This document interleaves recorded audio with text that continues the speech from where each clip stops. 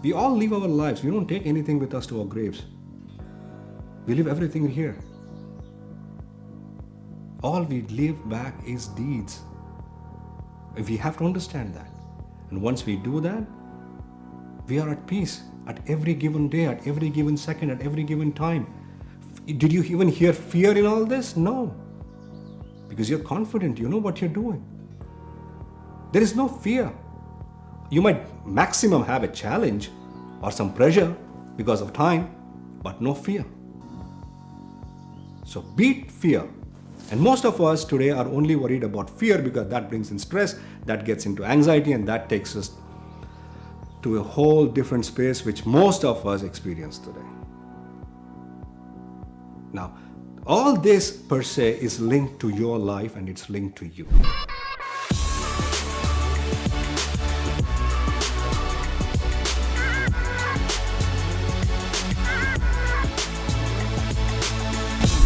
World today has become a marketplace. It wasn't such a big issue earlier, but in today's world, everything is linked towards e-commerce and the need to generate money to acquire or facilitate having this stuff with us. And that has created a huge amount of pressure on people to earn more. That has turned into a place wherein people are desperate to do many things. People who are able to manage it are again falling into the trap because this is a never-ending story which goes on. And people who have managed to stay away from it are probably happy to some extent. And a large number, a huge populace, is struggling just to make their ends meet. And meeting their ends was never such a big issue as it has become today because there is more wants than needs. Now, what do I mean by that? In today's world, everything is on face value. It has nothing to do with what you can offer. It has everything to do with what you can get. And this brings in its own set of complications, which has led for people to find ways, techniques, or even some odd practices wherein they try and acquire as much financial strength as possible, or the need to acquire financial strength has put a lot of strain on societies, relationships, bonding, friendships, and true communications, cooperations. Now, discussions have turned into debates because everybody just wants to be one up on another person. And this has created an odd dichotomy wherein we interact with everyone, even the people we have not met in life, but only through apps, virtual meetings and things of that nature. And we still want to be one up. And we can't hold a conversation with a person in front of us, but we expect to hold, let's say, a discussion with 1,000 people. And we want to be recognized in those 1,000 people. And the pressure which is mounting, and the pressure which goes to a level wherein it kind of breaks people into do farcical things or enact things which is not them and impersonate themselves into somebody else or project themselves as the way the world wants them to see, which could not be them. And that leads to huge amount of pressure, confusion, and of course duress, leading to anxiety and fear. Most of us live in fear today. And why do we live in fear? Because we don't know who we are. The reason I keep saying we don't know who we are is the fact that we actually don't know who we are. We are aiming to become somebody, or we are aiming to become something which can get those things what we want. We are not trying to be the best versions of us. We're just trying to ape somebody who has managed to acquire what we want, not what we need. And then we try and duplicate those acts to some extent, how much ever we know or whatever we come to know of it, and we try to follow that path to see can we make those monies. So making money has become a criteria today than earning money. So if you become a best version of yourself, there's a very good chance that you're earning your life day in and day out. And that earning gives you a sense of progress, and that sense of progress brings in a sense of pride, and that sense of pride gives you the confidence to speak or even deliver what you know. And that day in and day out becomes stronger, bigger, acquires other core activities and competencies, and that makes you a holistic human being who's progressing in the way of his strengths. That is the way to earn a life. But today, if you see youngsters, if you see anybody you speak to, everybody is talking about how do we make money. Nobody makes money. Only the people who are working in the mints or some place like that make money. Nobody makes money. Making money means what? Making money is an end goal. It's not even a goal, it's a byproduct of your delivery of expertise and services. It could be in product side, or it could be on a facility side or a service side. So it depends on completely what you have to offer. So if you have something to offer which is unique and which is going to excite people, help people, or relieve people, then the payout is equivalent to that. But if you're thinking that how can I make an X dollar amount and then I'm going to pursue an activity which is going to take me to that X dollar amount, that's a completely wrong way of looking at it. And that is the reason why most of us are in huge duress today. Because we're looking at how do I make money. We never thought and never saw into us that we are the instruments who are supposed to deliver some tangibles. And those tangibles decide the amount of receivables what we get. So for us to earn more, we need to be better humans, know more, and then practice better, and then bring it out in the open and then deliver it to the public. That's the only way you earn money. And that money brings in peace with it. And it also makes you a better person, and then you become a better professional, and then you up the scale of those services for others to follow, thereby making sure the society gets the best. But are we in those tones right now? Are we thinking on those lines? None of us are. The reason why we are not is because we are only focused on making money. There is no way of making money. You could do it in a fraudulent way, be a farcical or maybe a fraud. Or maybe say something which you don't know, but you know that the end result of whatever you're doing is going to get you money. Then of course, whatever you're saying by large mile would be a fall. Everything will be wrong. Or you're intentionally telling things so that you get money. So if you're going to do anything which is going to get money, there's a pretty good reason you will not. And you do that over a period of time, maybe you could fool some people and get some of it, and then by some margin of time, you would be known as somebody who lies or maybe who misleads or who is a fraudster. And that has been the mindset of the society today. And everyone is looking at each other trying to make money. So that is an odd way of even considering living in a society. Because we are the units of a society. We are supposed to help enhance the functionality of the society. Each one in a unique way. We keep hearing that you are special and he is special and she is special. Nobody is special. What we do is special. Whatever we learn, whatever we understand is gathered in our mind through experience, through information, through media, through information from other sources, from experiences of other people. All that, when it goes into our head, in our mind, it kind of, the way we think, the information gets grinded in the way we think, and whatever comes out of it is of course unique to us. And that's what we bring into the table, and that's what we have to offer. And if we understand our circumstances, if we understand our surroundings, if we understand our reality, the way we digest that information and then the way we analyze it and the way it comes out is definitely very unique and helpful for the rest of us. But if you're only trying to gather those informations which you think are going to make you money, it might not gel with your personality. It might. Everybody wants money. There is no second doubt about it. Everybody wants to earn money, but everybody now wants to make money. When you say make money, it simply means that you want more than what you are offering. That's what it means. So how do I get more in less time? That simply means what? That whatever if I'm offering is like a $5 or a $10 worth, I need like $1,000 back on it. So for that, of course, you need to build a story, build a couple of other things, create a situation, create a circumstance, and then once you're done with the money, the entire drama falls down. And you have to vanish from there.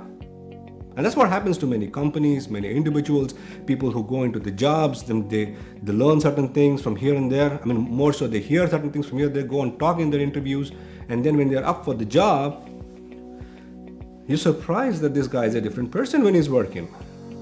Why does that happen? Because the reason that the guy is focused on making money. He's focused on showing you what you like and get away with what he can get. That's no way. And when you do this for some time, of course, you're going to be beat in many places. You're going to feel hostile many times because people have recognized what you're doing. Some people are going to be right behind you, and many might not even encourage you. And many, the way they speak to you would be very aggressive or kind of detrimental to your own personality. That's how you would feel, right? How are you going to address this stuff? Not by getting angry on the world, not by getting provoked by everything around you. Right? You are the best version of yourself. Yes, for sure you are. But have you been that is the question. If nobody is unlike you. For sure you are. But have you done anything that is unlike you? Or are you still following somebody which you think is earning more money so that you want to go and get that kind of money by practicing those kind of things? That is the reason I come back to discussing and telling people that stop. This is not the way to go around. The rest of the world is here to help you, is here to be with you. Anything you do, any success you achieve is because of the people who are other than you. You only act. Whatever comes to you comes out of reactions, it comes out of appreciations, it comes through criticism, but it comes from people. Now, how are you going to become somebody by making people your enemy? And how can the world be your enemy? It's a simple thing. Anything that happens to you, the primary reason is you, because whatever you throw it out there, and what is going to come back is a comeback on that action, the reactions from the world. And if that's bothering you and you come to a level where you say that, okay, I'm going to show this to them, I'm going to prove a point, I'm going to do X, Y, Z, that's a negative way of approaching. Because you were wrong in the first place, or probably you didn't even project what we wanted. And when the reactions came in, you're going to go against the reactions. Now, let me get to this now. Assume you have a good idea, right? And you're passionate about it. Passionate is basically you feel it, you can do it. And that's a good start. That's a good start because when you feel it, something that you can do, that simply means that you have at least the base capacity to know what you're feeling. You might not have the resources, be it on the intellectual side or be it on the tangible side. You might not have it, but you still can see the big picture. That's a fantastic start. What do you do after that? So you go and gather information, you go and learn certain things, get more resources, and talk to experienced people on those fields or somebody who's been on those lines or very close to associated with the lines. Then you get more and more information. Then you start implementing it. Your idea, when you implement it, see, the idea in your head is a complete idea. It's like the rubber meeting the road, okay? When you bring it to the world, that's when your idea takes a beating. It does not mean it's a bad idea. It needs better shaping. Maybe you had less information. Maybe you missed out on certain things. Maybe you can make it even more better and stronger. And that's when your ideas take a jolt. Now, they can come in the form of what? Your ideas not being understood by people or ridiculed by people. These are the only two things. So when most of them ridicule it in the first instance, the reason is they're still not bought into your idea. Or maybe you did not communicate your idea in the way you're supposed to do it. Or maybe you did not fragment it in such a way that it's easy for somebody to digest it. So some great ideas have died an early death just because they could not be presented properly. Or maybe they should have been presented in segments wherein people can digest it, understand what the entire picture is.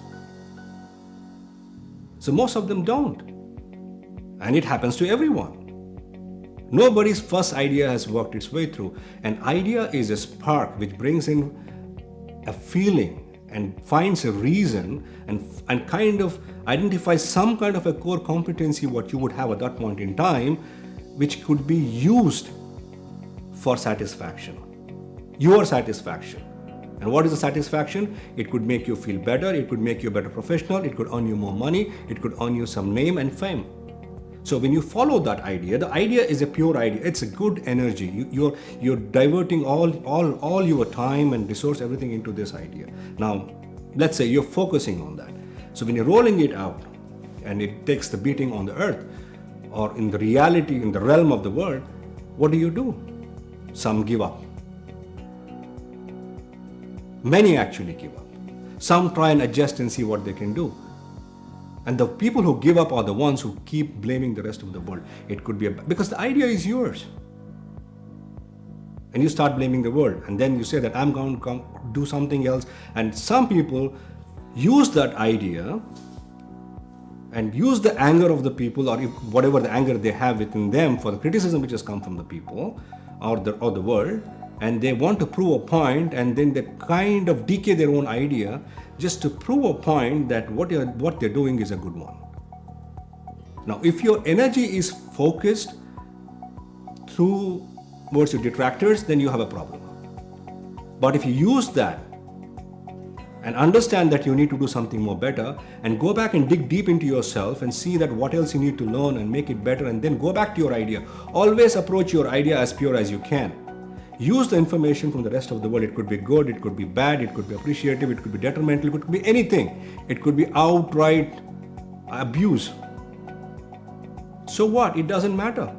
Because all these are words.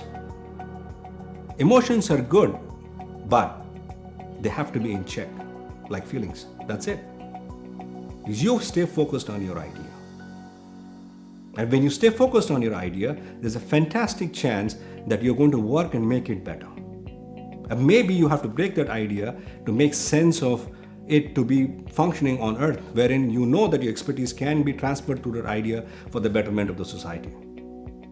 Which again brings whatever, like I said, fame, money and satisfaction.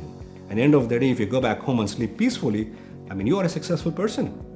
A successful person, again, people say that, okay, people with money are the ones who are successful. That seems to be the norm, which is a sad norm, which is a wrong one. People with money are just people with money. And how many people, just go and do this homework if you can. See all those rich people around you whom you think are rich. See the situation, see the emotional stress, see the kind of life they're living. They might have the tangibles, they might have very expensive houses, expensive cars, expensive lifestyle, a lot of etiquettes, I don't know what not. But do you think they are sleeping as peacefully as you are? Maybe even worse. Now what happened to your quest of money? You lost it. See, there is this guy who's got a lot of money. The guy with money, what do you see? You only get to see what you want. You don't get to see the reality behind it.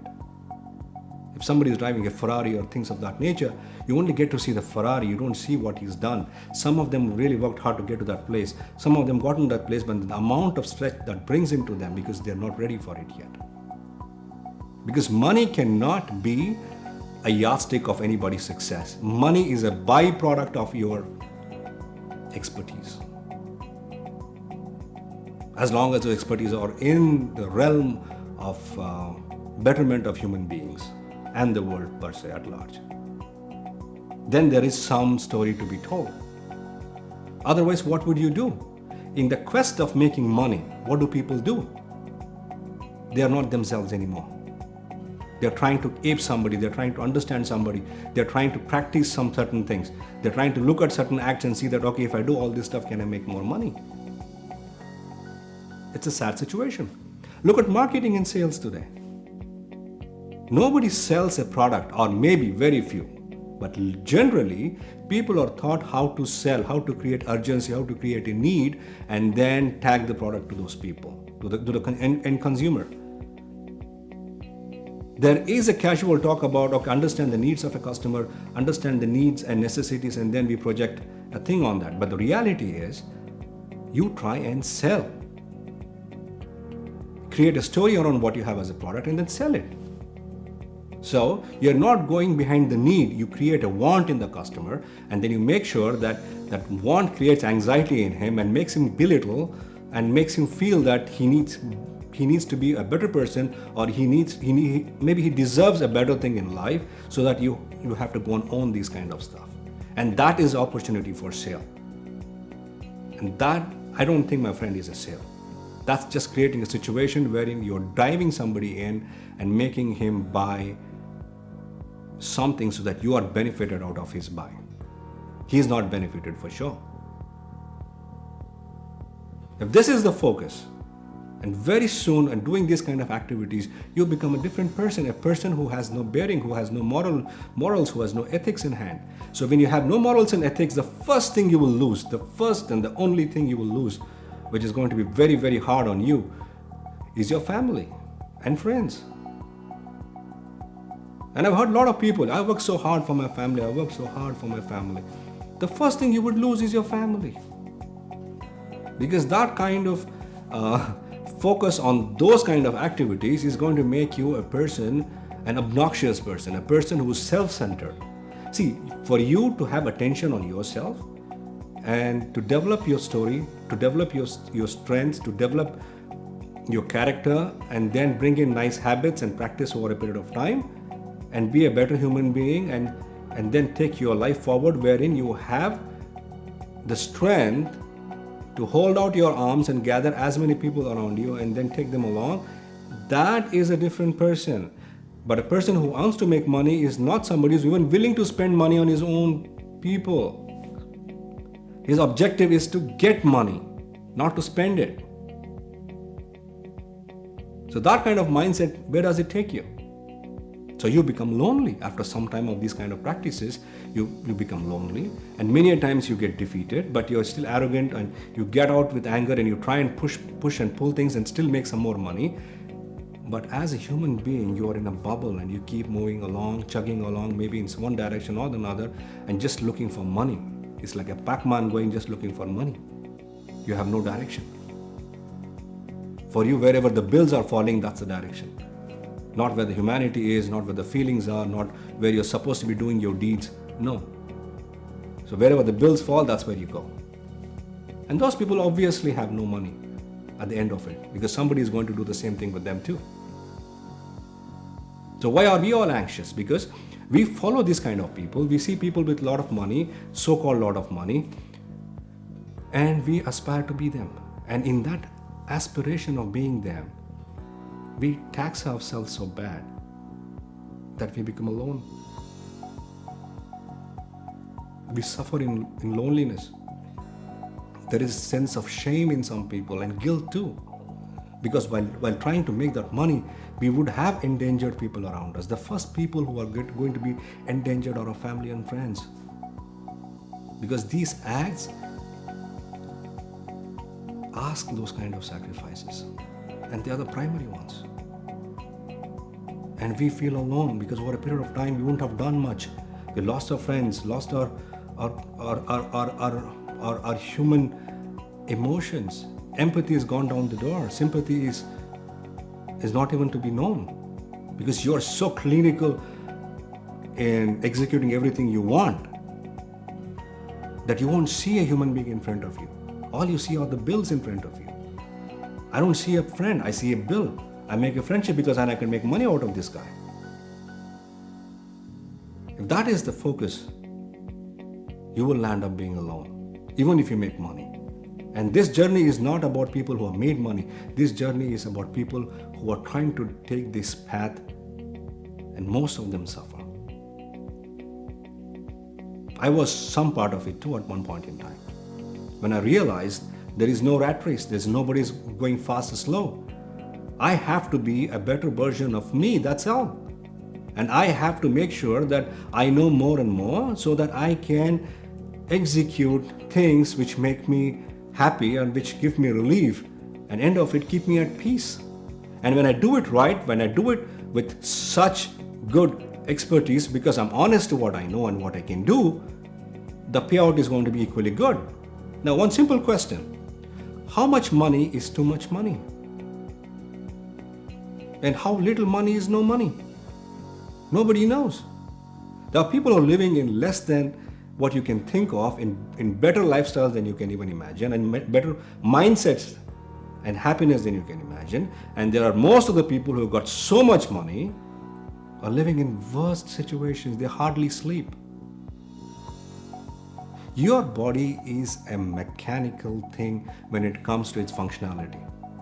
It's a human body, I get it, it's not a machine, but it works to some extent like a machine. It needs its rest, it needs some happiness, it needs its own time. And you have to nurture your body through fitness, through exercise, by keeping yourself calm. Being calm and being peaceful is probably one of the greatest gifts you can give to your body, so that it stays that way, and in a healthy body resides a healthy mind. We all live our lives. We don't take anything with us to our graves. We leave everything here. All we leave back is deeds. We have to understand that.